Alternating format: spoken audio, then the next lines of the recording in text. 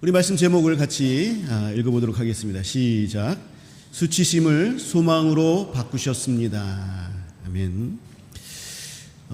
브레네 브라운이라는 그러한 심리학자의 강의를 제가 우연히 듣게 된 적이 있습니다.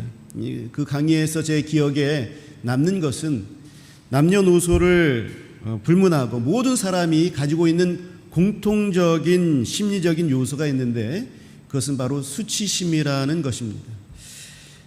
그래서 어린아이부터 노인에 이르기까지 모두 다가 다 수치심을 가지고 있고, 그리고 이 수치심을 각자가 자기 방법으로 이것을 해소하고 또 감추기도 하고 여러 가지 모양으로 다룬다.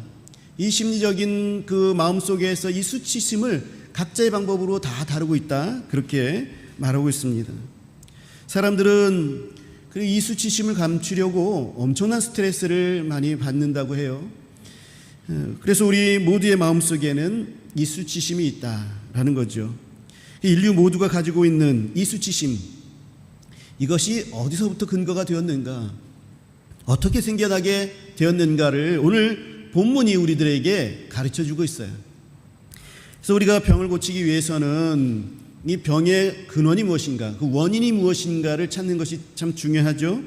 또 그 원인을 알게 되면 어떻게 치료해야 할지를, 또 무엇을 조심해야 될지를 우리가 알 수가 있습니다. 그런 것처럼 이 수치심의 원인을 우리가 알게 되어지면 그 해결점도 또 그 치유 방법도 우리가 알게 되는 것이지요. 하나님이 말씀하시는 인류가 모두가 가지고 있는 그 심리적 요소, 그 수치심, 이런 것이 어떻게 생겼는가. 아담과 하와가 사단의 유혹을 받지요. 그 유혹을 받아서 넘어가서 선악과를 따먹게 됩니다. 사단은 눈이 밝아져서 하나님처럼 될 것이다 라고 유혹을 했습니다. 그렇게 되고 싶어서 아담과 하와는 하나님의 말씀을 거역하고 선악과를 따먹었습니다. 눈이 밝아지긴 했어요. 밝아지긴 했지만 하나님처럼 된 것이 아니라 오히려 그 마음 가운데 수치심이 생겼습니다. 10절을 볼까요? 10절을 보게 되면 이르되 내가 동산에서 하나님의 소리를 듣고 내가 벗었으므로 두려워하여 숨었나이다 그랬습니다. 벗었으므로 두려워하였다, 벗었다라는 것이 수치심이죠. 근데 창세기 2장 25절에 보게 되면, 그 전장에 보게 되면 두 사람이 벗었으나 부끄러워하지 아니하더라, 그렇게 말씀하고 있습니다. 창조된 인간, 하나님께서 인간을 창조하셨을 때의 그 순수한 그 모습은 어떤 모습이었냐? 상대방에게서 수치를 보지도 않고 또 나 자신도 수치심을 갖지 않은 그러한 상태를 말하는 거죠. 하나님이 창조하신 부부, 아담과 하와 부부 아닙니까? 하나님이 창조하신 부부의 가장 순수한 모습은 어떤 모습이냐? 벗었으나 부끄러워하지 아니하는 모습이다 라는 거죠. 그런데 가장 가까워야 할 이 부부끼리도 보여주고 싶지 않은 것, 감추어야 하는 것, 이런 것들이 생긴 것입니다. 그러니까 부부끼리 마음에 들지 않는 것이 보여지게 되어지고, 성격 차이가 생겨지게 되어지고, 또 수치가 서로 보이게 되어지는 거죠. 부부끼리도 이렇게 수치스러운데 타인에게 우리의 수치심은 더더욱 큰 것입니다. 그러니까 자꾸 감추려고 하는 거죠. 이 수치심은 곧 두려움으로 나타납니다. 벗었으므로 두려워하여 숨었나이다, 그렇게 고백하고 있죠. 죄를 지은 결과는 무엇이냐면 수치심을 갖게 하는 것이고, 부부끼리라도 수치스러워할 뿐만 아니라 하나님 앞에서도 그 수치심을 느끼게 되는 겁니다. 그리고 결국 하나님을 두려워하여서 두려워한 결과는 하나님 앞에서 숨는 거죠. 이 수치스러운 것이 드러날까 두려움이 생긴 것이고, 이것을 감추기 위한 스트레스가 이제 생겨나게 된 것입니다. 인류의 첫 스트레스, 그것이 바로 이 수치심 때문에 생긴 거죠. 사람들 앞에서 두려워하는 것들, 결국 그 안에 감추고 싶은 이 수치심 때문에 생겨나는 것입니다. 그래서 수치심은 죄의 결과죠. 누가 너희가 벗었음을 알게 하였느냐? 누가 너희가 벗었음을 알게 하였느냐? 11절에서 말씀하고 있죠. 하나님께서 사탄은 우리에게 수치를 보게 하고 수치심이 들게 하는 아주 못된 놈입니다. 그리고 이 수치심은 하나님과의 관계에도 금이 가게 하였죠. 그래서 모든 사람들은 자신을 포장하는 데에 온 힘을 기울여 살고 있습니다. 막 긴장하고 있어요. 밖에 나가기만 하면 긴장하고, 직장에 나가기만 하면 긴장하고, 사람들과 만나기만 하면 긴장합니다. 그 긴장하는 속에서 자기 자신들을 계속해서 사람들은 포장합니다.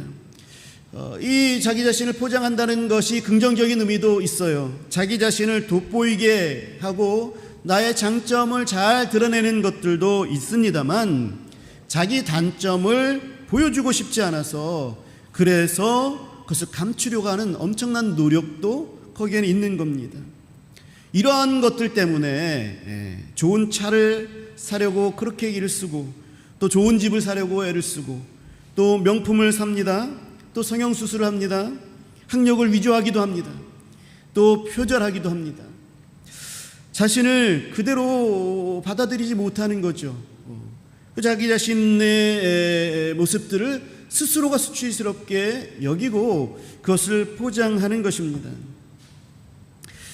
옷으로 또 화장으로도 자기 자신을 꾸미고 포장합니다. 여러분, 우리 자신을 좀 더 멋지게 꾸미고 아름답게 꾸미는 것 괜찮습니다. 그거는 성경에서도 허락하고 있는 그런 바입니다. 그래서 우리들의 장점을 찾아내고 그 장점을 돋보이고 또 드러낼 필요가 있습니다. 하나님께서 우리를 창조하신 그 아름다운 것들을 또 돋보이게 할 필요가 있지요. 그렇지만 옷으로나 또 화장으로 자신을 꾸미는 것에는 자신의 단점을 수치로 여기고 그래서 감추기 위한 그런 이유들도 있더라 하는 것입니다. 내 다리가 짧아 보이는 것 다른 사람에게 결코 보이고 싶지 않아. 그래서 다리가 길어 보이는 옷을 코디해서 입습니다. 허리가 잘록해 보이는 옷들도 있더라고요. 그런 것들을 이제 다 찾아서 입죠. 자기 단점이 싫은 겁니다. 비교하기 시작해요. 내 수치는 감추고 다른 사람들의 수치는 막 드러내기도 하는 것이 이 세상에서의 아주 치열한 싸움들이에요. 우리들의 발걸음을 한 발짝으로 밖으로 나가기만 해도 그런 싸움들이 아주 치열하게 벌어지고 있습니다. 치열한 경쟁이 있는 곳에는 여지없이 이렇게 치졸하게 수치를 감추기도 하고 수치를 드러내기도 하는 그런 일들이 일어나고 있습니다. 기업 간의 다툼, 또 정치계에서 우리는 그 모습들을 아주 적나라하게 보고 있죠. TV 뉴스를 틀어보게 되면 그런 모습들이 아주 적나라하게 드러나고 나타나고 있습니다. 인간의 밑바닥들을 우리는 다 볼 수가 있는 것이 그런 기업의 경쟁들이나 또는 이 정치계, 정치판에서 보게 되어지는 그런 일들입니다. 우리가 화장하는 것, 또 자신을 멋지게 이쁘게 꾸밀 이유가 있고 또 그것으로 자신 있게 보이는 것, 그거 좋습니다. 여자분들 다 이쁘고 싶은 마음들이 있으시죠. 그래서 화장을 이쁘게 하고 단장을 하시는데, 이게 이제 젊었을 때보다 나이가 들수록 점점점 화장이 두꺼워지더라고요. 더 두꺼워지고, 그리고 화장빨과 또 이 원판이 많이 달라지는 것을 보게 됩니다. 이게 제가 처음 전도사로 그렇게 나갔을 때에 수련회를 갖게 되었는데, 교회 수련회를 갖게 됐는데, 주일에만 보던 그 얼굴들을 평상시에 아침에 아무런 모든 것이 다 해제된 상태의 그 얼굴들을 제가 보게 된 거죠. 깜짝 놀랐습니다. 다들 눈썹이 없어요.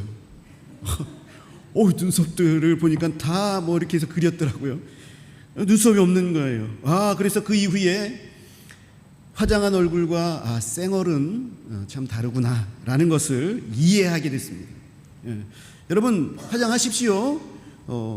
하기는 해야 되겠더라고요. 화장을 하십시오. 그런데 어떤 분들은 화장하지 않고서는 결코 나는 집 밖에 나갈 수 없다. 그런 분들도 있습니다. 정돈된 모습으로 보이고 싶은 그런 마음들, 이런 것들과 수치스럽게까지 여기는 것은 전혀 다른 거죠. 여러분, 우리들에게는 수치심의 마음들이 있고 그것을 자꾸 감추려고 합니다. 이 숨고 싶은 마음들, 숨기고 싶은 것들, 이런 것들이 많을수록, 우리 마음속에 많을수록, 그것을 많이 가지고 있는 사람일수록 더 많이 힘들어하고 더 많은 고통들을 가지고 있는 것을 보게 돼요. 그 숨기고 싶은 것이 마음의 짐이 되어서 그 사람의 모습들은 피폐합니다. 냉소적이 되어지고 무거운 어깨, 무거운 발걸음들을 걸어가는 것을 보게 됩니다. 여러분, 이것들을 숨기려고 얼마나 스트레스를 많이 받겠습니까? 또 이것을 숨기려고 얼마나 많은 일들이 벌어지고 있습니까?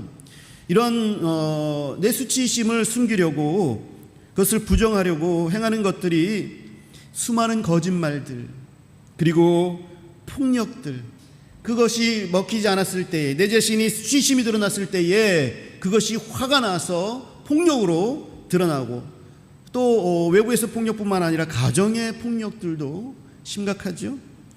또 폭언들, 그리고 여러 가지 중독들, 이런 것들이 나의 수치심을 숨기려 할 때에 나타나게 되어지는 그런 일들입니다.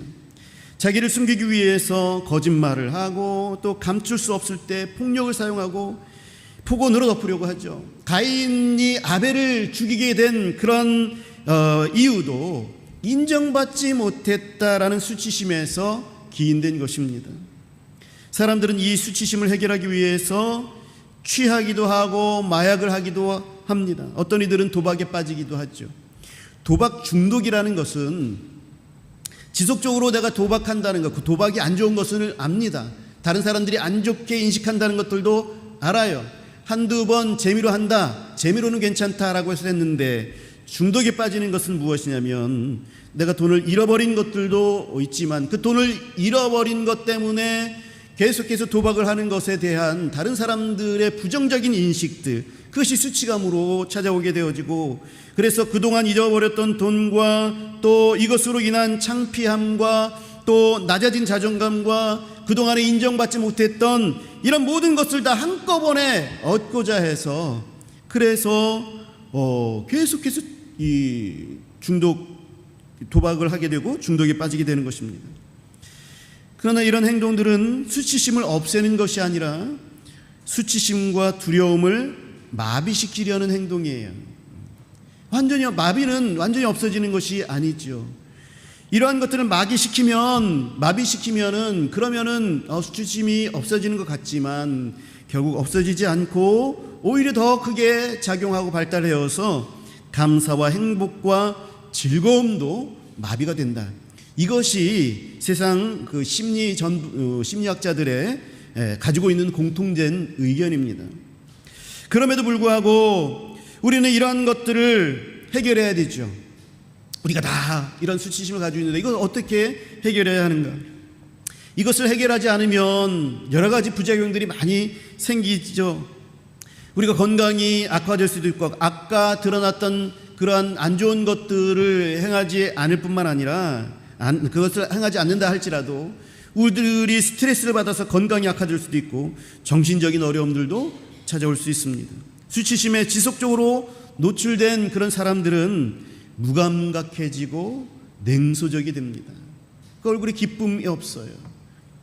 가장 슬픈 것은 소망을 잃어버린다라는 것입니다. 지속적인 실패를 경험한 사람들은 낙심하고 소망을 잃어버려요. 그래서 또 지속적인 비난을 받는 그런 사람들은요, 계속해서 삶의 의미가 없어지고 생기를 잃게 되는 것이죠.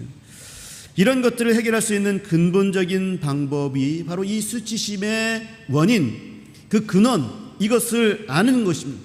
이것을 통해서 우리들은 우리들의 수치심에서 벗어날 수가 있게 되겠지요. 성경이 이 근본을 아까 말씀해 주셨지 않습니까? 수치심이 어디로부터 왔습니까? 수치심은 하나님을 거절하는 데서부터 출발하였죠. 하나님께서 잘 안내해 주셨습니다. 선악과를 따먹으면 네가 정령 죽을 것이야. 그러니 그 절대로 따먹지 말아라. 그 안내에 잘 따라서 갔으면 됐어요. 그런데 우리는 자꾸 하나님 말고 다른 말을 듣게 되는 것이죠. 고집이 생겨서 내 고집대로 하는 것이 우리들의 모습들입니다. 하나님을 거절하는 죄가 결국 우리에게 수치심을 주었습니다. 내 눈이 맑아져서 내가 벌거벗었음을 보았고 그것이 수치로 여겨져서 부부끼리도 가려야 하고 그리고 또 하나님으로부터도 숨기도 하게 된 것이죠. 그래서 태초부터 있었던 이 수치심은 우리를 끊임없이 괴롭혀왔고 온갖 불행을 가져왔습니다.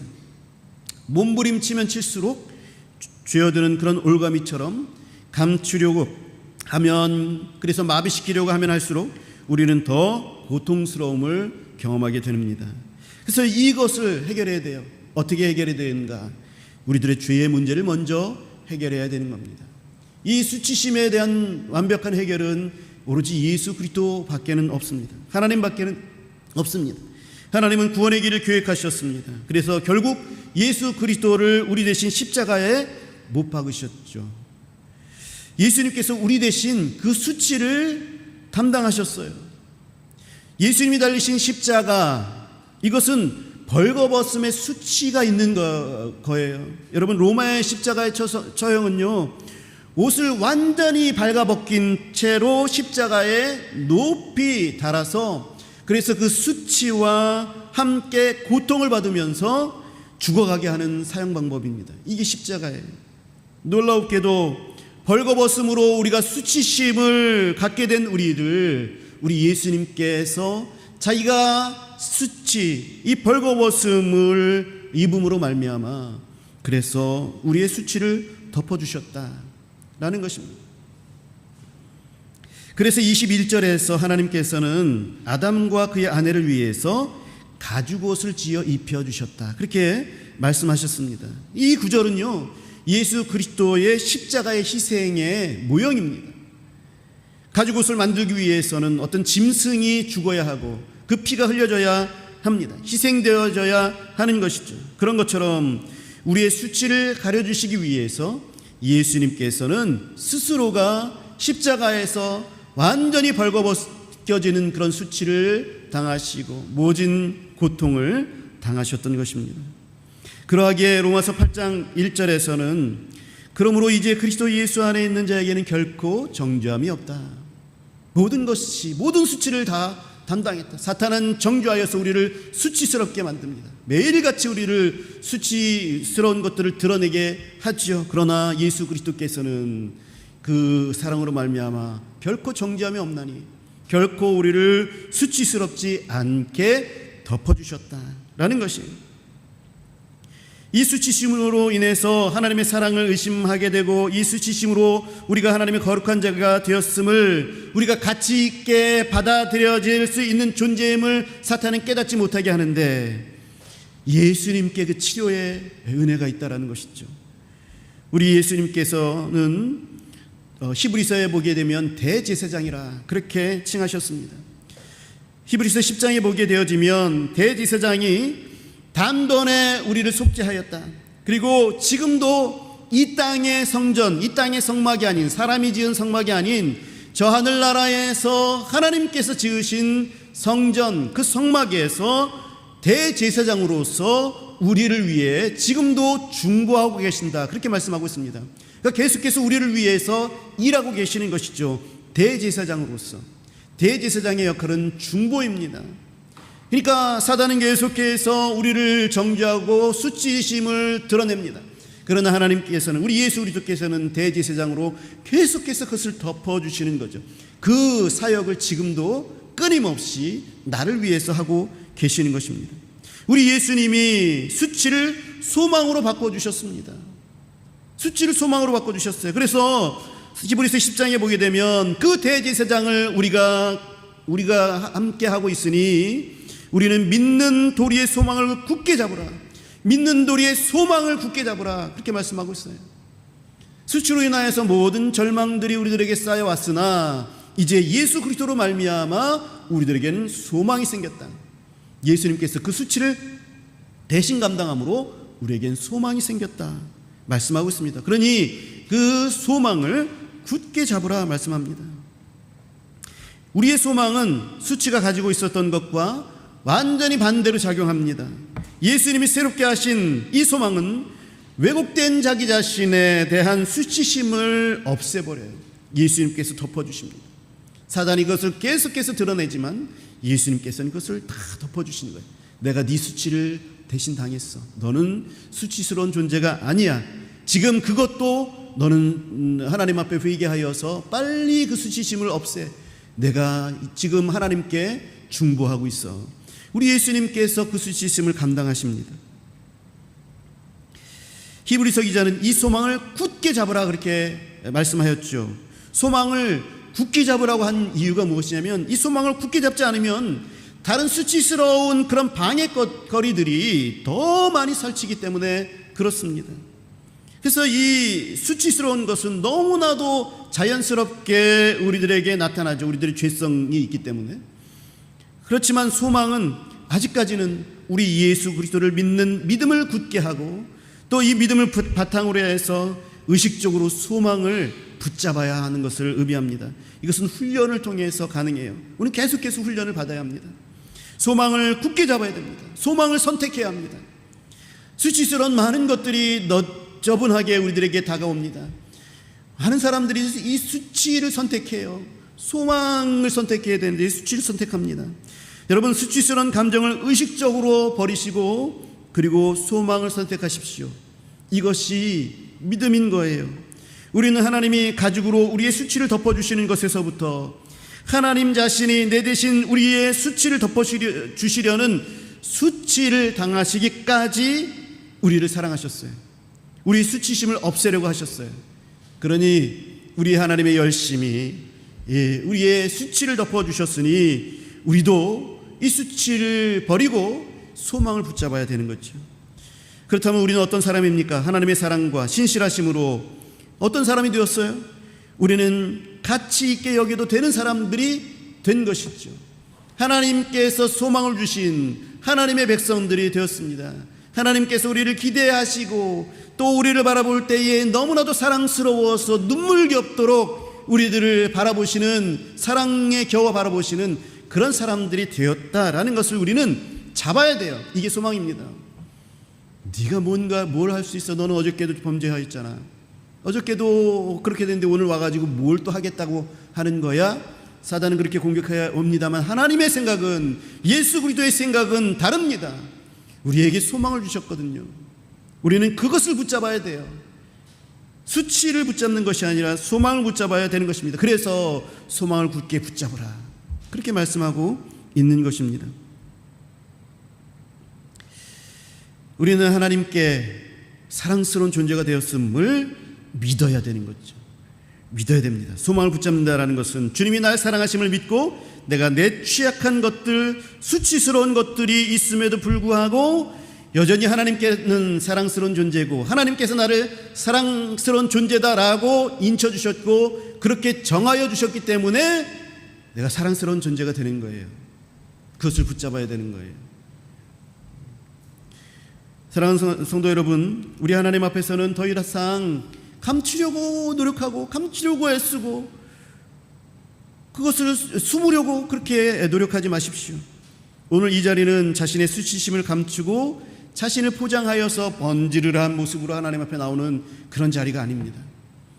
이 자리는 나의 모든 것들 다 받아주신 하나님 앞에 나와서 하나님 앞에 나 자신을 드러내고 우리 하나님께서, 예수 그리스도께서 저 하늘 보좌에서, 하늘의 성막에서 우리를 위해서 중보하고 계셔서 낱낱이 우리를 위해서 우리의 죄악들을 하나님 앞에 아래서 우리의 수치를 가려주시는 그러한 것을 경험하는 자리입니다. 하나님 앞에 자유로우세요. 다 내어놓으세요. 하나님 앞에 감추려 하지 마십시오.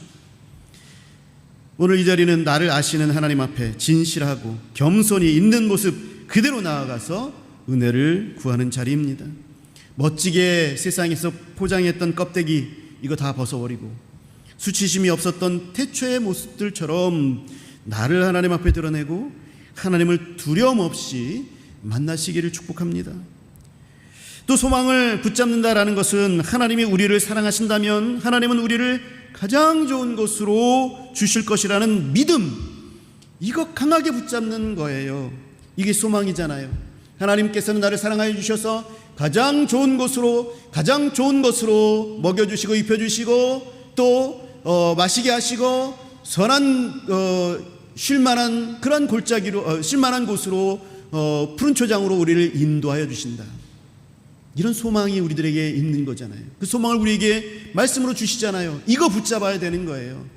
다른 환경적인 어려움들, 또 나의 연약한 것들, 이런 것들 붙잡지 마시고 버리시고 하나님의 말씀, 이것을 믿음으로 붙잡는 것입니다. 그것이 소망을 붙잡는다라는 것입니다. 바울은 계속해서 지겹도록 자기 자신을 공격해오는, 정말 처음부터 끝까지 사도 바울은 그 공격을 유대인으로부터 받았어요. 이 유대인들, 네가 무슨 사도냐? 너의 복음은 제대로 된 그 진리가 아니야. 율법도 믿어야지. 율법도 예수님도 믿고 율법도 믿어야지. 너의 그 복음은 잘못된 것이야. 계속적으로 그 공격하는 유대주의자들로부터 평생을 손해를 입으면서 또 상처도 참 많이 받았습니다.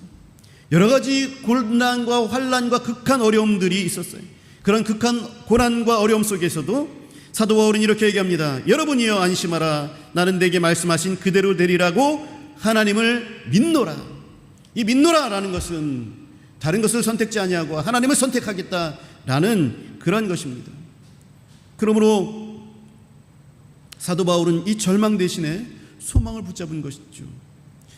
일찍이 남편을 갑작스럽게 잃고 여러 자녀들, 어린 자녀들을 위해서 험한 세상을 악착같이 일하시면서 홀로 참 많은 수고를 한 권사님이 자신의 인생을 돌아보면서 참 많은 수많은 사건들, 정말 어려운 것들, 정말 억울한 것들, 수치스러운 것들, 이러한 것들도 참 혼자 여인으로서 많이 있었는데, 그런 가운데에서도 고백한 것은 무엇이냐면 감사와 은혜를 결론으로 선택하여서 간증을 하는 것을 들었습니다. 이 간증을 듣는 사람들을 얼마나 참 위로하고 소망을 주는 그런 말씀이었는지요. 이것이 소망을 붙잡는 거예요. 나의 인생 가운데에서 어려움들이 참 많았죠. 수치스러운 것들이 참 많았죠. 절망스러운 것들도 참 많았습니다. 그런데 나의 인생 가운데에서도 하나님께서 나를 계속해서 이끌어 오시고 나를 놓지 아니하시고 인도하여 주신 그 인도하심이 있었단 말입니다. 그것을 붙잡는 거예요. 그게 소망을 붙잡는 것입니다. 그러므로 사랑하는 성도 여러분, 소망을 붙잡고 주님 오실 때까지 그것을 결코 놓지 마시기 바랍니다. 이 소망을 우리가 붙들게 되면 세상의 수치와 존귀한 것이 무엇인지 구별되게 됩니다. 그전에는 몰랐어요. 다 수치스럽고 조금만 나아 보여도 그거 붙잡아야 된다. 내 수치를 가리기 위해서. 그렇게 생각했지만 주님을 알게 되고 소망을 붙들게 되어지면 이런 것들은 아무것도 아니다라는 것을 알게 되어지고 더 존귀한 것들을 볼 수 있게 된다는 거죠. 이 소망을 붙잡게 되어지면 우리는 하나님의 지혜로 내가 무엇을 해야 할지를 알게 됩니다. 그전에는 내 수치 감추느라고 그것에 스트레스를 받아서 하나님의 뜻이 무엇인지 그거 이해할 틈이 없었어요. 그런데 소망을 붙잡게 되어지면 하나님께서 원하시는 것들을 보게 되는 눈이 생기게 되어지고 그 여유가 생기게 되어지는 거죠. 무엇을 해야 할지 깨닫게 되어지고 알게 되어진다라는 것입니다. 또 우리가 가진 이 소망은 내게 있는 것과 앞으로 가지게 될 것을 세상에 다 빼앗겨버리는, 우리가 가지고 있는 것도 그냥 세상에 다 뺏겨버려요. 세상의 가치에 놀아나는 거죠. 우리도 그래서 가지고 있는 것을 세상으로 사용해버립니다. 그러나 그런 어리석은 것으로 만들지 않고 이제는 하나님의 것으로 만들게 되어지는, 하나님을 위해서 사용하게 되어지는 그런 능력이 생겨지게 되는 것입니다. 그러니까 우리로 하여금 무엇이든지 하나님을 위해서 열심히 일하게 하는 그러한 능력, 그것이 바로 소망의 힘인 것입니다. 이게 우리 예수님이 우리에게 소망을 주신 결과입니다. 사랑하는 성도 여러분, 우리에게는 우리의 수치를 가려주신 대제사장이신 예수님이 계십니다. 이 예수님 붙잡으십시오. 소망을 붙잡는 것입니다. 우리들의 수치를 가려주셨어요. 대신 수치를 당하셨어요.